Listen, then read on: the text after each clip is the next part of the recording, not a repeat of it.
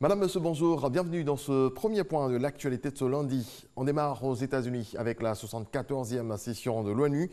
Daniel Kablan-Duncan participe à cette rencontre à New York, aux États-Unis. Le vice-président représente le chef de l'État. Le débat général va se tenir du 24 au 30 septembre prochain autour du thème « Renforcer les efforts faits au niveau multilatéral en faveur de l'élimination de la pauvreté, d'une éducation de qualité, de l'action climatique et de l'inclusion ». Le vice-président va représenter ou alors présenter la communication de la Côte d'Ivoire à la tribune de l'ONU jeudi prochain. On écoute justement le vice-président ivoirien Daniel Kablan-Duncan. Nous sommes vraiment honorés et heureux de représenter le président de la République, son Excellence M. Alassane Ouattara, à cette 74e session de l'Assemblée générale des Nations unies. Vous savez que cette session était vraiment importante puisqu'il y a plusieurs points à l'ordre du jour, et notamment le thème général, dynamiser les efforts multilatéraux de manière à pouvoir lutter contre la pauvreté, travailler en faveur des changements climatiques positifs, mais aussi il est prévu plusieurs rencontres. Nous devons rencontrer un certain nombre de chefs d'État à la demande du président de la République, et il est prévu aussi de rencontrer beaucoup le secteur privé de manière à pouvoir, disons que, répondre à leur désir d'investir en Côte d'Ivoire. On reste aux États-Unis, cette fois avec la première dame des Côtes d'Ivoire qui a échangé à Washington avec l'équipe dirigeante du National Democratic Institute, NDI. Dominique Ouattara a aussi eu une séance de travail avec le département américain du travail. On fait le point avec Alexis Ouedraogo. Fin du marathon diplomatique de la première dame de Côte d'Ivoire, Dominique Ouattara, à Washington, D.C. Vendredi, de rendez-vous à son agenda, une séance de travail au National Democratic Institute, partenaire stratégique et très influent de l'administration américaine. Son président Derek Mitchell et sa délégation ont pu découvrir les efforts menés par la Côte d'Ivoire contre le travail des enfants dans le pays depuis 2011. Le président du NDI a félicité le chef de l'État et la première dame pour leur leadership, célébrant un couple présidentiel modèle pour le continent. Autre lieu, le département américain du travail, USDOL.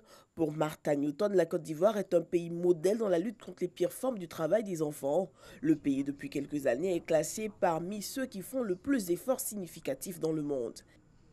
La réunion s'est très bien passée, c'était très agréable de la revoir et de revoir toute l'équipe. Depuis 2012-2013, chaque année nous avons de bons résultats, donc je crois que nous attendons les derniers résultats qui vont avoir lieu à la fin de cette année, mais je pense que les efforts sont appréciés. Votre leadership est essentiel. Je vous encourage à continuer à redoubler d'efforts. Vous êtes la seule première dame capable de parler d'une étude technique sur la traite de l'exploitation des enfants et cela démontre votre leadership. La première dame de Côte d'Ivoire, Dominique Ouattara, entendait au cours de cette mission expliquer aux autorités politiques et administratives américaines ainsi qu'aux organisations de la société civile les efforts menés par le pays en vue de lutter contre le travail des enfants dans la cacaoculture et ainsi voir lever la menace d'un embargo sur le cacao ivoirien sur le territoire américain souhaité par 2 sénateurs. Parlons à présent de la visite du président de la République dans le Nzi. La ville de Dimbokro reçoit beaucoup de monde en ce moment et à ce propos, du coup, il se pose la question de l'hébergement. Les hôtels sont en nombre insuffisant. Réalité identique à Bokanda et à Kwasi-Kwasi-Kro. Mais la commission hébergement trouve des moyens pour pallier justement ce problème. Eugène Atoubé.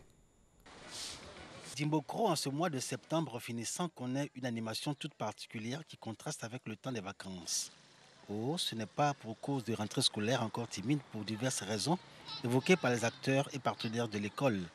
L'explication se trouve dans les préparatifs de la visite d'État dans la région du Nzi du président Alassane Ouattara. Partout, c'est des mouvements. On a vu que nos mouvements ont augmenté. C'est des va-et-vient, c'est des repérages de sites, c'est des travaux qui s'engagent par plusieurs opérateurs. Nous l'attendions cette visite et voilà qu'elle va avoir lieu. Donc c'est perçu positivement. Jusque tard dans la soirée, le maire de Dimbokro et les responsables opérationnels du comité d'organisation travaillent encore à son domicile. Si tout est défi pour l'ensemble des commissions mises en place, celle en charge de l'hébergement trouve difficilement le sommeil. Ce que Dimbokro, chef-lieu de la région d'Unzi, doit faire face à un flot de visiteurs à la faveur de l'arrivée dans cette région du président Alassane Ouattara. Or, la vieille ville montre ses limites en matière d'infrastructures hôtelières. Nous avons 23 hôtels à Dimbokro. Ce n'est pas suffisant pour recevoir tout ce monde. Nous avons un palliatif. Nous sommes en train de rechercher des villas pour pouvoir héberger nos hôtes. Et nous faisons un clin d'œil aussi aux hôtels de Tumodi et de Yamsoukro. Le temps passe et il faut parer au plus pressé. Alors, les agents de terrain de la direction régionale du tourisme d'Unzi investissent la ville. Comme des fins limiers, ils parcourent tout Dimbokro à la recherche de logements susceptibles d'accueillir les hôtes de la ville, des quartiers résidentiels jusqu'aux nouveaux sites d'habitation où s'étend la ville en passant par les vieux quartiers, ils y mènent leur prospection. À leur tableau de chasse, une villa de 4 pièces acquise au quartier Sodefort, une nouvelle zone d'habitation. La villa n'est pas totalement terminée. C'est une villa de 4 pièces. Je mets entièrement ma villa à la disposition du personnel, tous ceux qui vont venir accompagner le président de la République. Sur le terrain, nous cherchons des maisons habitables. Voilà, ça c'est la toute première des choses. On trouve des maisons au niveau du prix. C'est là souvent il y a un peu un souci. L'hébergement, encore un casse-tête pour les autorités administratives élues et cadres de la région d'Unzi. La commission hébergement dirigée par le maire de Dimbokro explore à l'heure actuelle toutes les pistes pour pallier l'insuffisance criante de réceptifs hôteliers. De jour comme de nuit, ses membres sont à pied d'œuvre et de la base au sommet. Billet Diemelo veille à ce que tous les membres soient au même niveau d'information afin que Dimbokro réussisse le défi de l'hébergement pour cette visite d'État de l'Unzi, fortement attendue et porteuse d'espoir. On a beaucoup d'hôtels, on n'a pas assez de chambres. Donc on a les 20 chambres, on a les 16 chambres, on a les 18 chambres. Il n'y a pas une grande capacité même. Donc vraiment, s'il y a des hôtels vraiment qui peuvent venir s'installer, je pense que ça va faire l'affaire. Les réceptifs hôteliers augmentent en nombre. Voilà. Ce qui nous reste à faire, c'est d'ouvrir le grand hôtel Sieto. Et avec le ministre du Tourisme, les dispositions sont en cours. Voilà, c'est quand même la Côte d'Ivoire qui se trouvera dans la région d'Unzi pendant 4 jours. Le président de la République va vivre ici pendant 4 jours. Et nous pensons que les dispositions sont vraiment prises pour qu'avant l'arrivée du chef de l'État à Dimbokro, tout soit au point. Dimbokro offre aujourd'hui une opportunité d'investissement en matière d'hôtellerie pour les promoteurs privés et sans doute aussi occasion pour la municipalité de faciliter l'acquisition de terrain aux demandeurs. Mais en attendant, pour la visite d'État, la ville au soleil radieux veut jouer sur sa tradition d'hospitalité.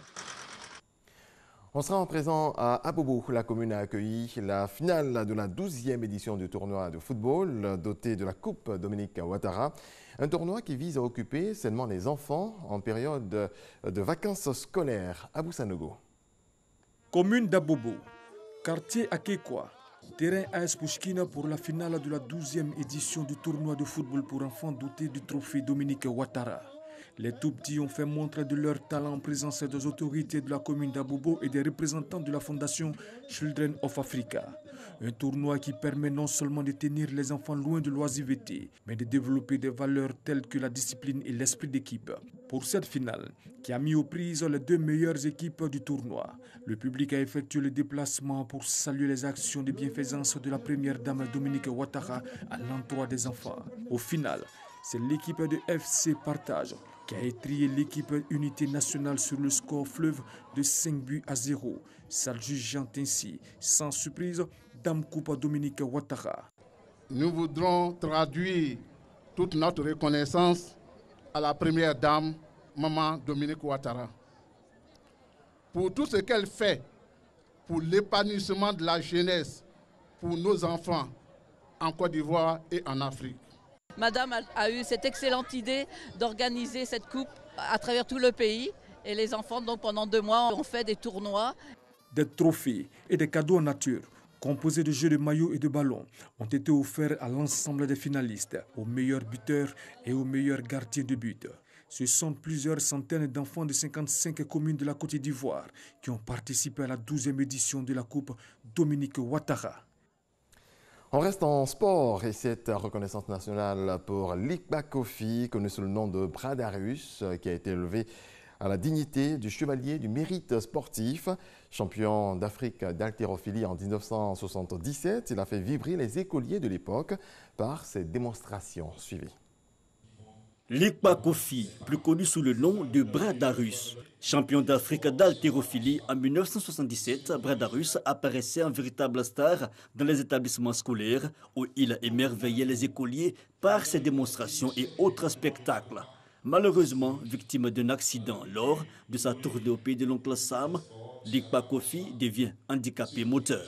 Face à cet adversaire ici même en Côte d'Ivoire et en Afrique de l'Ouest notamment, il a rapporté plusieurs trophées.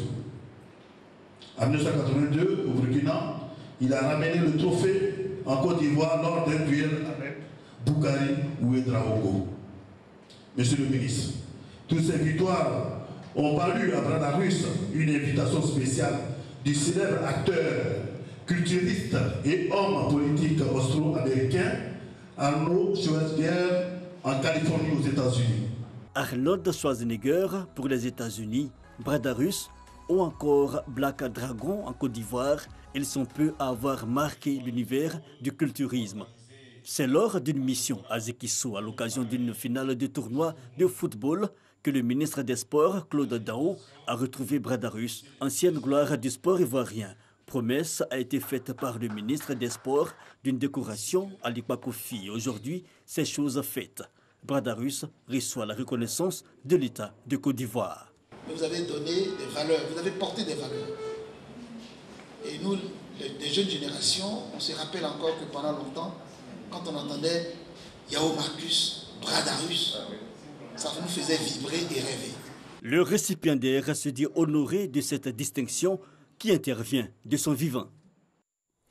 Un commentaire de Franck Quadio. Dans le reste de l'actualité au Burundi, un message pastoral des évêques catholiques en vue des élections de 2020 a été lu hier dans toutes les églises du pays.